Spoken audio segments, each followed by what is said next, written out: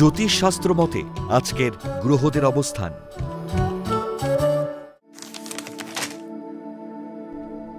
চন্দ্র অবস্থান করবে কুম্ভ রাশিতে শতভিষা নক্ষত্রে। চন্দ্রের সঙ্গে কুম্ভ রাশিতে রাহু পূর্ব ভাদ্রপদ নক্ষত্রে অবস্থান করবে। দ্বিতীয় স্থানে মীন রাশিতে শনি উত্তর ভাদ্রপদ নক্ষত্রে থাকবে। তৃতীয় স্থানে মেষ রাশিতে শুক্র ভরণী নক্ষত্রে অবস্থান করবে। পঞ্চম স্থানে মিথুন রাশিতে রবি মৃগশিরা নক্ষত্রে, বুধ পুনর্বসু নক্ষত্রে ও বৃহস্পতি আর্দ্রা নক্ষত্রে অবস্থান করবে। সপ্তম স্থানে মঙ্গল সিংহ রাশিতে মঘা নক্ষত্রে ও কেতু উত্তরা নক্ষত্রে অবস্থান করবে।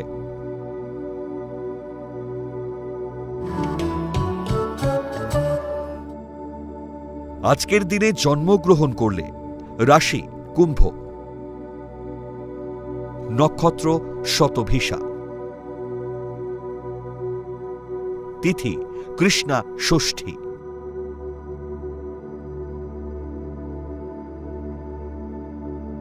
গণ দেবারি।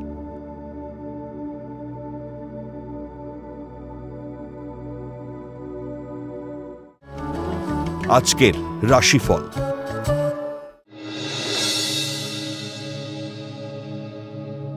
মেষ, তরল দ্রব্যের ব্যবসায় বিনিয়োগের সিদ্ধান্তে অধিক লাভের যোগ। দাম্পত্য কলহে সংসারে অশান্তি দেখা দেবে। নতুন বহুজাতিক সংস্থায় কর্মের যোগাযোগ আসবে। ভুল পদক্ষেপ না হলে প্রশাসনিক দপ্তরে চাকরির যোগ।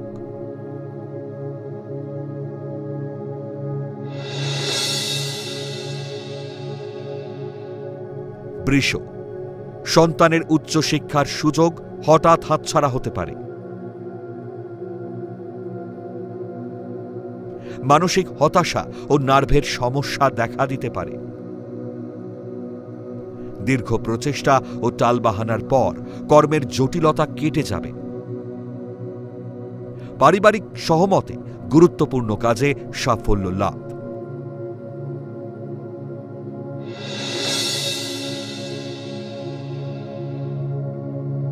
মিথুন, নাবিক বা জলপথে ভ্রমণকারী ব্যবসায়ীদের মনের আশা পূরণ হতে পারে।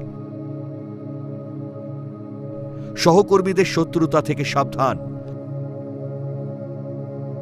খামখেয়ালিতে ব্যবসায় বিনিয়োগ করলে ক্ষতির আশঙ্কা। প্রেম বা বিয়ের প্রস্তাবে সতর্কভাবে পদক্ষেপ নিন।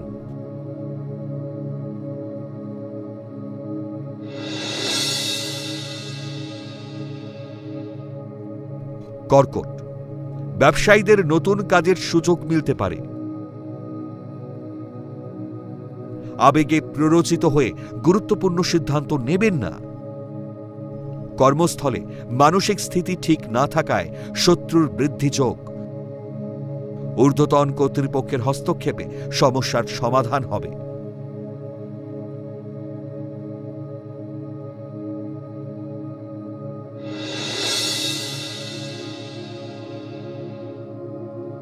সিংহ, উদাসীনতায় কর্মস্থলে সমস্যা বাড়তে পারে। ব্যবসায় অধিক লগ্নি করলে অর্থ ক্ষতির আশঙ্কা থাকছে। প্রেমের পর বিয়ের সম্বন্ধ পাকা হতে পারে। সন্তানের উচ্চশিক্ষা ও কর্মোন্নতিতে আপনি গর্ববোধ করবেন।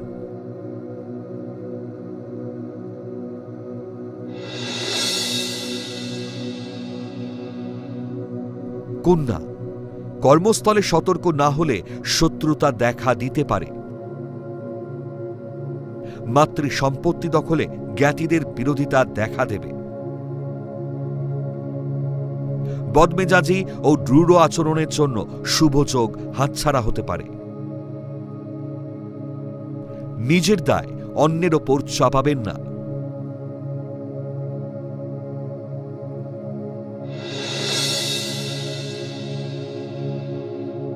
তুলা, ব্যবসা ক্ষেত্রে বা কর্মস্থলে সহকর্মীর সঙ্গে মতবিরোধ হতে পারে।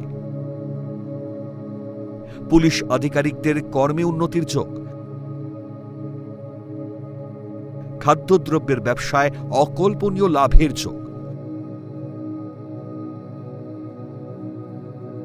অত্যন্ত গুরুত্বপূর্ণ দরকারি কাজগুলি আজই সম্পন্ন করুন।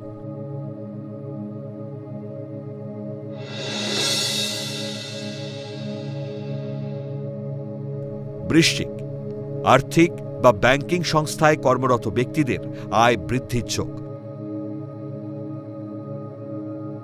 বাচিক শিল্পী বা সঙ্গীত শিল্পীদের শুভ সময়।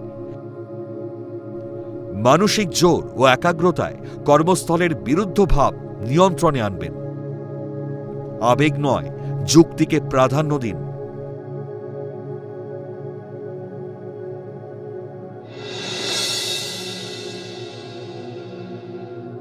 ধনু, ভুল সিদ্ধান্তে পারিবারিক ব্যবসায় মতবিরোধ বাড়তে পারে।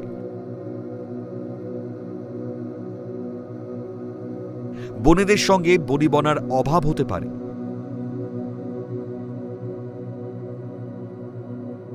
পরিকল্পনায় ত্রুটি না হলে কর্মজীবনে ভাগ্য সুপ্রসন্ন হতে পারে। দূরে বদলি, পদোন্নতি ও আয় বৃদ্ধির সম্ভাবনা।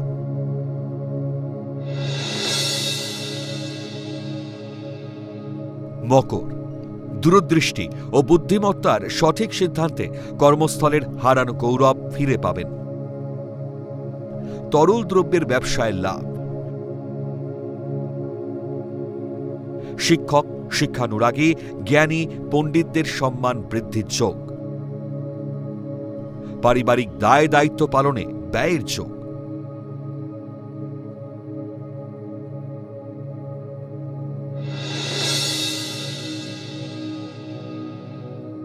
কুম্ভ, শিক্ষার্থীদের উচ্চশিক্ষার সুবাদে বিদেশ যাত্রার যোগ। চাকরিজীবীদের কর্মস্থলে পদোন্নতি ও আয় বৃদ্ধির যোগ। হস্তশিল্পীরা কর্মকৃতিত্ব ও কর্মদক্ষতার স্বীকৃতি লাভ করবেন। দীর্ঘ বঞ্চনার পর পদোন্নতির সংবাদ পাবেন।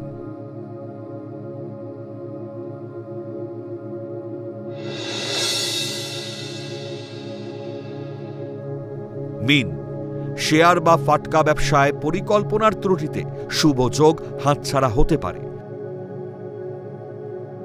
হতাশায় শরীরে ক্লান্তি আসবে। দীর্ঘদিনের প্রচেষ্টায় নতুন কর্মের সন্ধান ও আয় বৃদ্ধির যোগ। পারিবারিক উৎসবে অধিক লোকসমাগম হবে।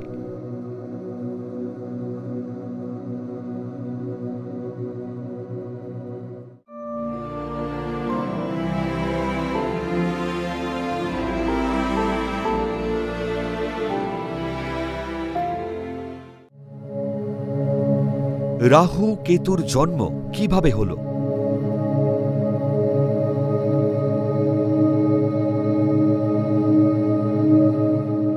আমরা মাঝে মধ্যেই পূর্ণিমাতে রাতের আকাশে চন্দ্রগ্রহণ ও দিনের বেলায় সূর্যগ্রহণ দেখে থাকি।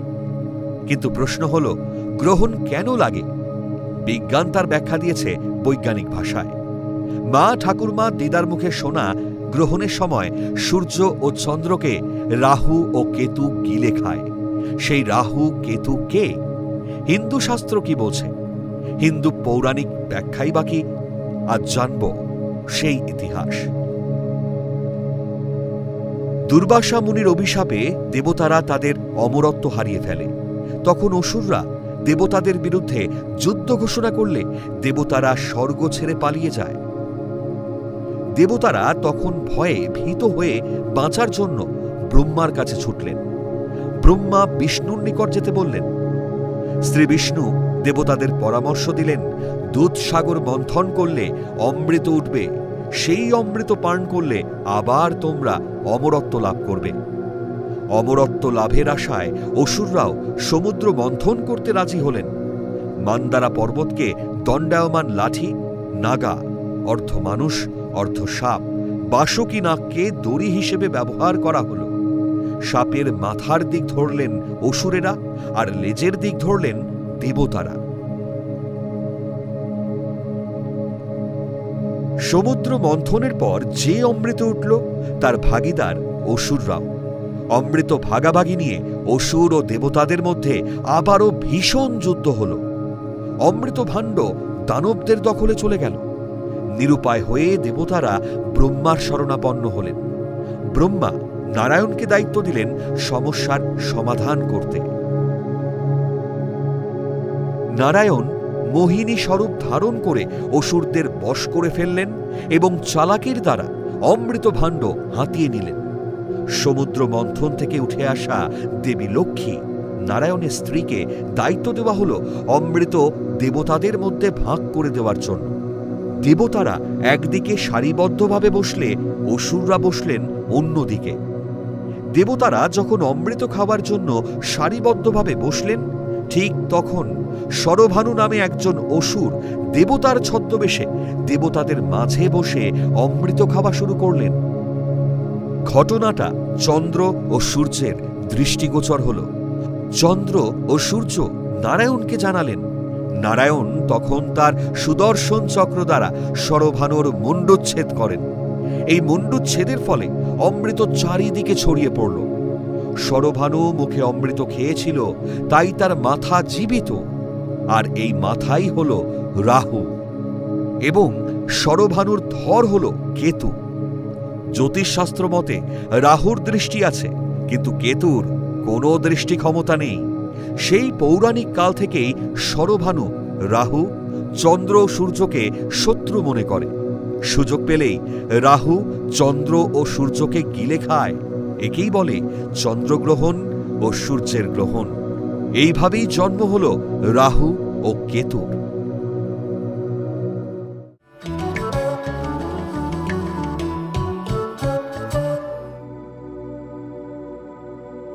আজকে লটারি বিজেতা শুভঙ্কর সাহা।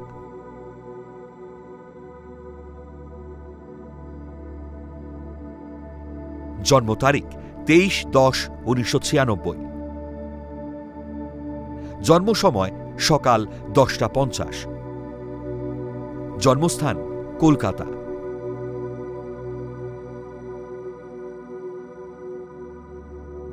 জাতকের লগ্ন ধনু, রাশি কুম্ভ, নক্ষত্র পূর্ব ভাদ্রপদ, গণ নর।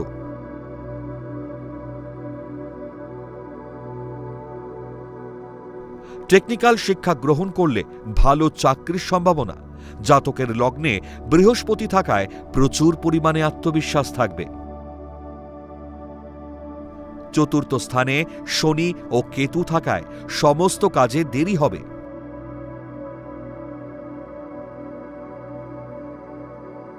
দশম স্থানে বুধ রাহু থাকায় যোগ্যতা থাকা সত্ত্বেও ভুল সিদ্ধান্তে কর্মক্ষেত্র বারবার পরিবর্তন হবে। অত্যাধিক আয়েশী ও বিলাসী মনোভাবে আয়ের থেকে ব্যয় বেশি হবে। সুন্দরী নারীদের প্রেমের প্রলোভনে পা দিলে বিপদে পড়বেন। 3 বছর পর খুব ভালো চাকরির যোগ। আপনারা যারা ভাগ্য জানতে চান তারা নাম, ইংরেজি জন্ম তারিখ, জন্ম সময় ও জন্মস্থান পাঠিয়ে দিন 9051112531 এই হোয়াটসঅ্যাপ নাম্বারে।